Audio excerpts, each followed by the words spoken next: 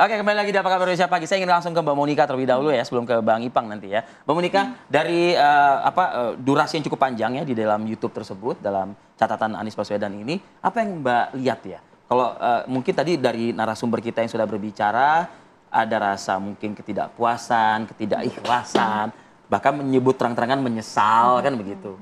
Anda mendapatkan apa nih dari pernyataan? Jadi kali ini kita tampilkan dengan cara yang berbeda karena lebih saintifik ya. Jadi kalau misalnya bisa dibantu jadi kita menggunakan artificial intelligence yang akhirnya bisa mengcapture bagaimana ekspresi mikro yang lebih dekat gitu. Nah, kalau biasanya secara mata awam akan melihat hanya parsial-parsial saja yang penting, tetapi ini kemudian digabungkan dengan keseluruhan, begitu ya. Nah, kalau kita lihat ini ada yang namanya kuadran polar area, di sini akan melihat bagaimana seseorang itu apakah punya high control atau low control terhadap situasi di 14 menitan itu, begitu ya. Dan ternyata ini kondisinya adalah low control.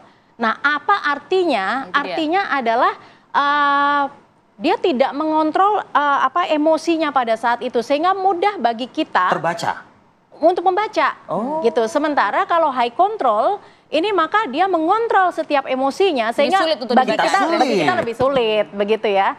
Nah, ini kondisinya adalah Pak Anies Baswedan itu yang di slide pertama itu adalah low control. Artinya apa yang ini bisa dibaca nih Mbak cara ekspresi? Jadi kan kita gampang untuk membaca ini gitu ya. Nah, di dalam kuadran polar area ini kecuali ada high dan low, jadi artinya kalau kita mengatakan ya udah apa adanya aja gitu beliau ini. Nah, kemudian ada yang obstruktif dan juga konstruktif. Nah, konstruktif artinya di dalam dinamika ketika menyampaikan itu ini mendukung di dalam komunikasi yang efektif.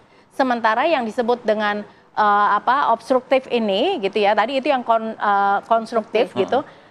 Ini lebih kepada sulit untuk menciptakan komunikasi yang efektif, dan ternyata ya durasi itu adalah lebih obstruktif begitu ya. Artinya tidak mendukung kepada komunikasi yang efektif kalau pada saat itu kita mau berkomunikasi dengan yang bersangkutan. Seorang Anies Baswedan, betul. Yang kita tahu kan ahli sekali dalam retorika, berkomunikasi. Ahli dalam hal beliau ini memiliki kemampuan itu, tetapi kalau kita dari pihak eksternal ini sulit gitu di kondisi itu. Padahal kondisinya adalah memang sesuatu yang diinginkan kan, karena beliau membuat di akun YouTube-nya sendiri, begitu.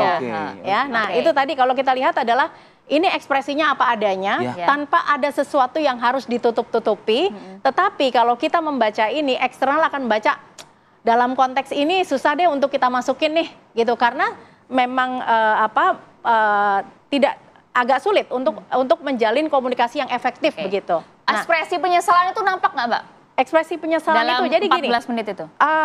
Ekspresi yang keluar adalah disgust yang lebih banyak, hampir 50%. Disgust adalah merupakan ekspresi di mana lu gitu banget sih. Jadi kalau kita mengatakan bahwa sebelah itu lebih immoral gitulah. Nah, jadi kalau ekspresi itu yang muncul artinya kan saya sama lu beda.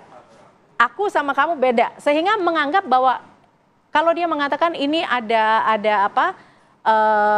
penyanderaan dan sebagainya, it's true. Jadi artinya relates dengan apa yang ditampilkan karena ekspresinya seperti itu, begitu ya. Nah, terus kemudian ekspresi apa lagi yang muncul yang banyak kecuali si disgust tadi, gitu ya. Dan ini ada muncul ekspresi yang kita mengatakan social smile atau si happy itu muncul happiness.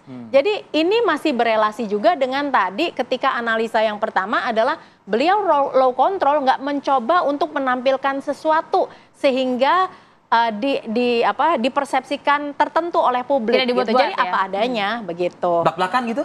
Blak-blakan. Tapi memang pemilihan kata-katanya ini kan memang tidak seperti yang kita mengatakan blak-blakannya orang yang berbeda lah, begitu ya. Nah, kemudian kalau kita lihat lagi, ini ada juga muncul ya. Jadi kecuali tadi disgust, ini yang banyak, kemudian happy ya dalam kondisi itu, tetapi ada anger, ada kemarahan. Ya berarti kalau dia nyesel nggak? Menyesal gitu ya. Itu terjawab.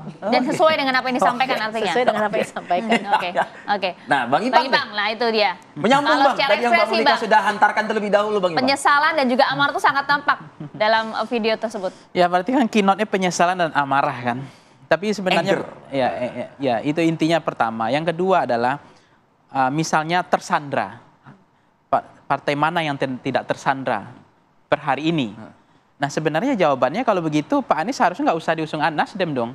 Karena Nasdem tersandra dong. Tapi faktanya Pak Anies bisa maju dengan Nasdem kan?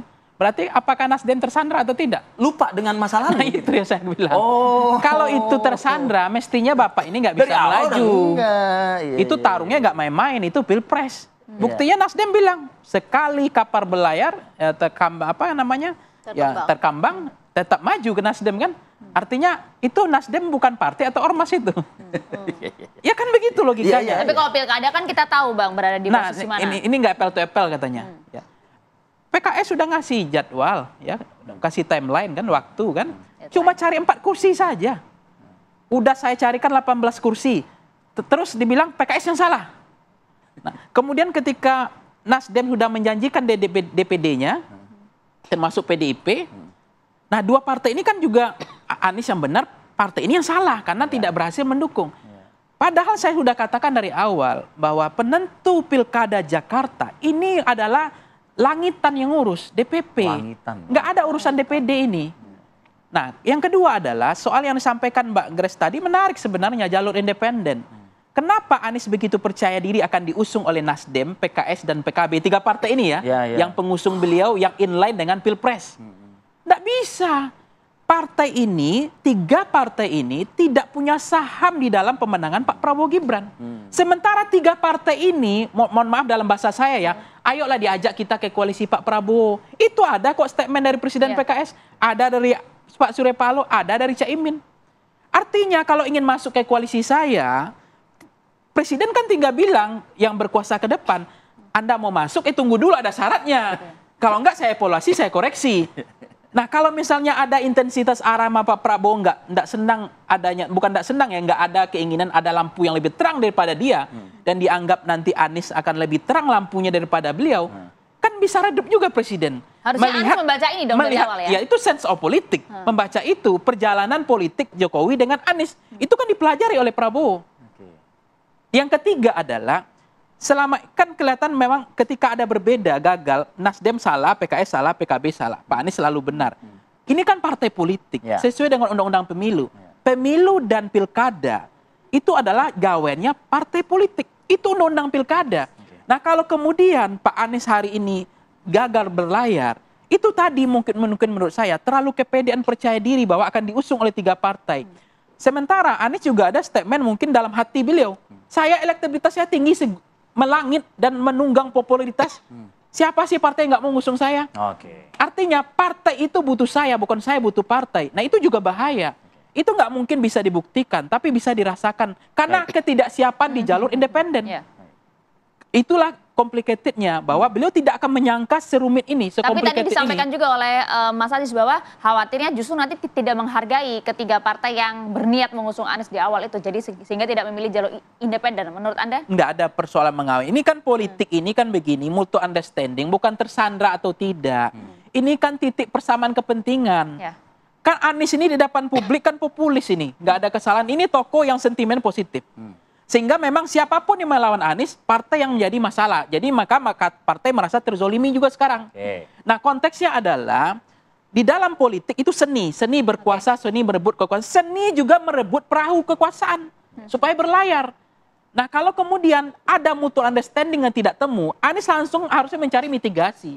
Supaya Anies tidak hanya bicara tentang jeroan perut dia.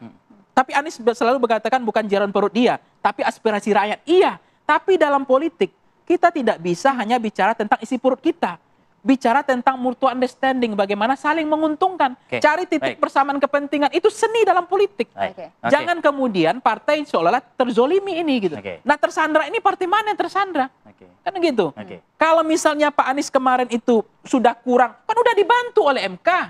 7,5%, 20-25, kursi 25%. Udah 7,5% threshold. Kemudian dianggap juga bahwa tersandra udah dibantu dari 20 ke 7,5. Nah 7,5 juga nggak bisa. Artinya apa? Kesalahan itu ada sama siapa? Nggak siapa-siapa, sama rakyat mungkin. Bukan sama Anies, bukan sama partai. Bang. Saya ke Bang Viva Yoga deh. Bang Viva, partai Anda tersandra, termasuk yang berasa nggak kalau tersandra begitu, Bang Bima?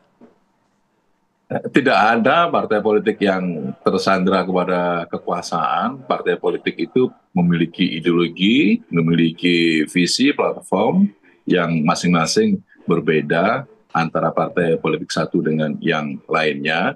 Kalau kemudian dikatakan bahwa partai politik tersandra kekuasaan, memang suatu pilgub yang dulu dan pilpres yang dulu tidak tersandra. Kan begitu. Artinya kekuasaan menjadi jahat dong menyandera partai politik. Dan partai politik menjadi tidak independen karena disandra. Jadi logika seperti itu menurut saya kurang tepat. Menurut saya ada logika yang berbeda antara pilpres dengan pilkada. Kalau pilpres ada faktor utama dari partai politik yaitu mempertimbangkan kutil efek calon. Tetapi kalau pilkada yang serentak di 545 sifatnya lokal.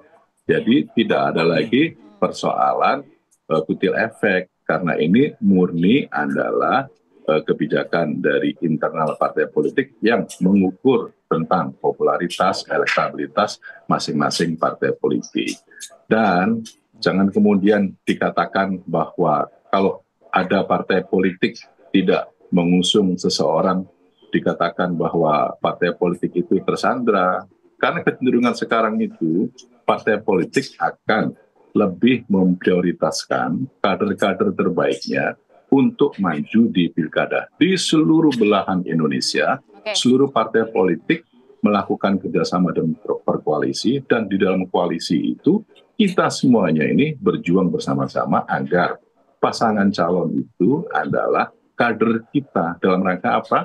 Untuk bisa mengembangkan platform dan bisa memberikan manfaat ke masyarakat, bangsa, dan negara. Jadi kalau kemudian dikatakan bahwa ada persoalan karena tidak bisa mencalonkan, ya itu ya menurut saya kurang tepat. Dan satu lagi, kalau menurut saya ini pertimbangan-pertimbangan rasional di dalam ukuran-ukuran pemilihan elektoral itu kan berdasarkan kepada hasil survei. Dan hasil survei itu kan sangat dinamis, tidak statis.